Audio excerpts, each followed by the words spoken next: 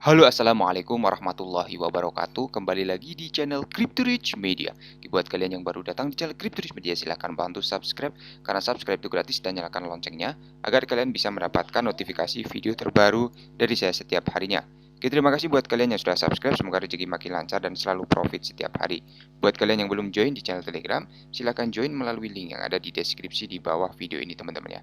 Oke, di kesempatan kali ini kita akan mencoba membahas salah satu token ya.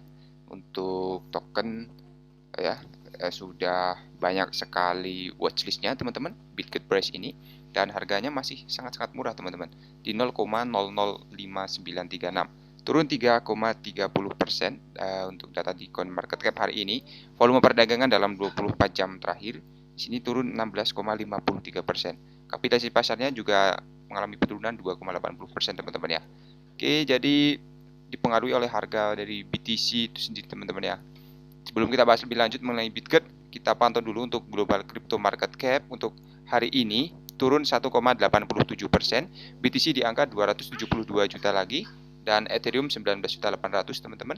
Masih belum ada yang istimewa, dan kemarin ada peningkatan ya atau kenaikan yang cukup tinggi, tapi ternyata lalu lagi ya setelah The Fed atau Federal Reserve mengumumkan menaikkan suku bunga menjadi 50 bps teman-teman. Jadi pengaruhnya terhadap BTC dan atau kripto dan saham sangat berpengaruh besar ya teman-teman ya. Jadi buat teman semua yang ingin masuk, selalu gunakan dana dingin dan bebas dan wait and see terlebih dahulu ya teman-teman ya. Takutnya nanti prediksi dari Mobius ya untuk BTC jatuh ke 10.000 akan benar-benar terjadi. Jadi tetap berhati-hati. Yang masih sangkut, semoga segera terjemput ya teman-teman ya. Tapi ya kita memang harus bersabar ya untuk mendapatkan cuan ya di spot market ya teman-teman. Oke, untuk Bitget ini sudah ada kurang lebih 176.000 holder, dan untuk transaksinya sangat ramai sekali ya di sini. 17 detik yang lalu dia melakukan pembelian yang lumayan masif ya teman-teman. Oke, ada berita menarik mengenai Bitget. Di 13 Desember dia sudah bekerja sama dengan RocketX, dan ini adalah salah satu wallet ya sepertinya ya, Swap Smart and Swap More ya teman-teman ya. Jadi dengan senang hati kami sampaikan bahwa kami mulai mendukung Brace di RocketX untuk meningkatkan interoperabilitas dengan semua blockchain terkemuka dengan pertukaran lintas rantai satu klik ya teman-teman ya. Oke, itu adalah bekerja atau developer bekerja sama, dan 13 Desember di sini banyak yang ngevote ya teman-teman ya. Jadi untuk sekelas Binance aja di vote ya teman-teman. Kemarin ada transaksi penjualan besar-besaran, miliaran jutaan dolar ya teman-teman ya. Dan semoga saja sih untuk Binance tetap kuat ya. Jadi Changpeng Zhou ini sudah mengonfirmasi bahwa dia akan tetap bertahan ya meskipun dilanda vote dan market bearish seperti ini. Jadi Binance adalah safu abaikan vote yang diatur oleh saingan. Ada entitas yang mencoba melukai kripto pada waktu terlemahnya. Jangan biarkan mereka mengisi pikiran Anda dengan sampah yang mereka buat. Jadi sekarang Binance ini menjadi exchange terbesar ya di dunia ya, setelah kemarin FTX jatuh dan Binance menggeser posisi dari FTX teman-teman. Dan ya untuk Changpeng Zhou ini ya dia masih sangat positif ya teman-teman ya, karena memang memiliki dana cadangan yang sangat banyak teman-teman. Jadi walaupun withdrawal ya dilakukan oleh banyak user dan mereka ingin menjatuhkan untuk Binance ya, si Changpeng Zhou ini bisa mengatasinya teman-teman ya.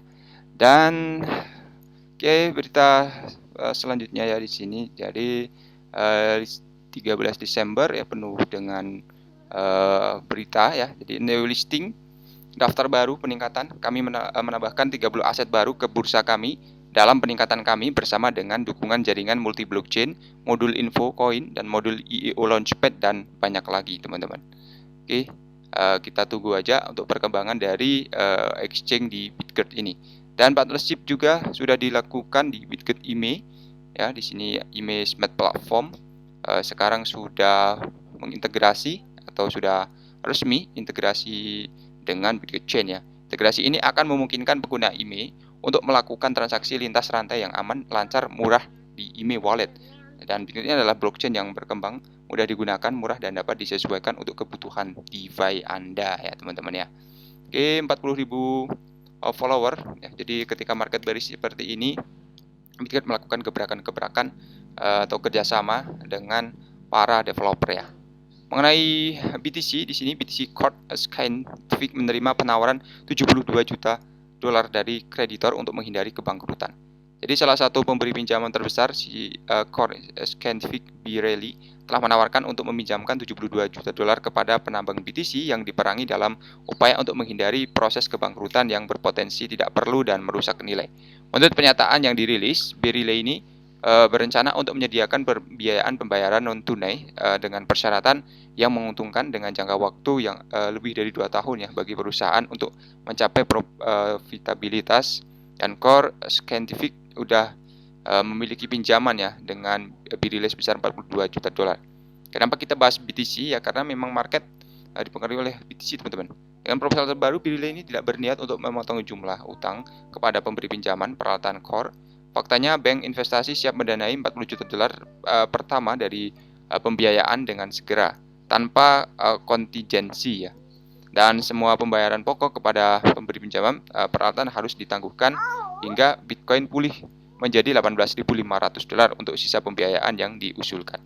Setelah pemulihan harga, proposal akan memberikan arus kas bebas yang didistribusikan dalam jumlah yang mengalir ke pemberi pinjaman peralatan dalam bentuk bunga yang sebagian pembayaran pokok sampai seluruhnya selesai. Jadi kebangkrutan bukanlah jawaban yang akan merugikan investor perusahaan. Ini akan menghancurkan nilai bagi pemegang saham perusahaan ya, mengurangi potensi pemulihan bagi pemberi pinjaman perusahaan, teman-teman. Jadi untuk Core Scientific ini telah menghadapi tekanan pasar beruang BTC dan biaya energi yang lebih tinggi. Kesengsaraan keuangannya mencerminkan keadaan industri pertambangan yang tertekan dan perusahaan menangguhkan semua pembayaran pokok dan bunga awal.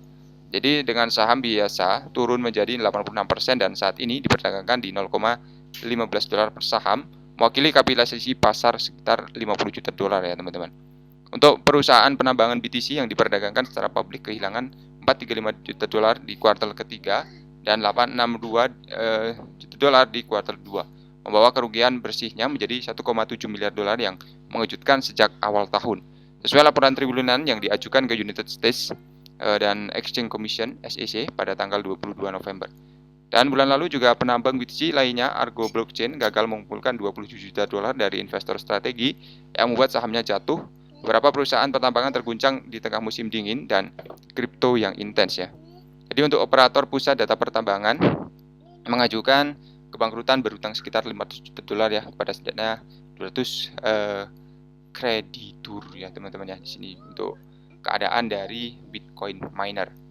Lalu mengenai kita global lagi ya, di sini ada PBB akan menggunakan Stellar Blockchain untuk mengirim bantuan keuangan ke Ukraina teman-teman. Jadi untuk pengguna blockchain akan memudahkan UNHCR untuk mengirim USDC ke Ukraina yang membutuhkan.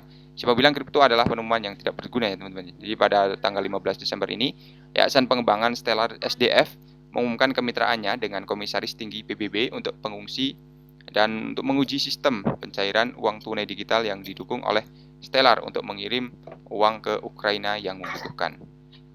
Stellar akan berfokus untuk memberikan bantuan PBB secara instan melalui proyek percontohan Stellar Aid Assist ya, dan itu bermitra dengan Circle MoneyGram International. Jadi menurut situs web proyek ini, Stellar Aid Assist sudah digunakan untuk menyediakan orang-orang di Ukraina untuk memenuhi syarat dengan bantuan keuangan melalui stablecoin USDC yang langsung dikirim ke ponsel mereka teman-teman. Oke, dan berkat Stellar dan Vibrant, PBB dapat mengirim uang lebih cepat ya, lebih murah ke saluran itu juga. Karena memang kondisi di sana masih terjadi perang ya teman-teman. Jadi untuk transaksi perbankan juga sangat terhambat ya, dan solusi agar cepat melakukan pembayaran menggunakan kripto itu sendiri teman-teman ya. Jadi untuk sejauh ini juga Stellar dan International Rescue IRC ya, sebuah LSM yang dibentuk untuk membantu orang-orang yang teraniaya karena alasan politik, agama, etnis, telah membantu 33 dari 100 orang yang ingin mereka jangkau sebelum akhir tahun. Oke, Jadi seperti ini dulu saja untuk pembahasan kali ini. Buat semua yang belum subscribe, silahkan bantu subscribe. Karena subscribe itu gratis dan nyalakan loncengnya agar kalian bisa dapat notifikasi video terbaru dari saya setiap hari. Terima kasih sudah menonton video ini. Saya jika bermanfaat ya. Sampai jumpa di video selanjutnya. Wassalamualaikum warahmatullahi wabarakatuh. Salam profit.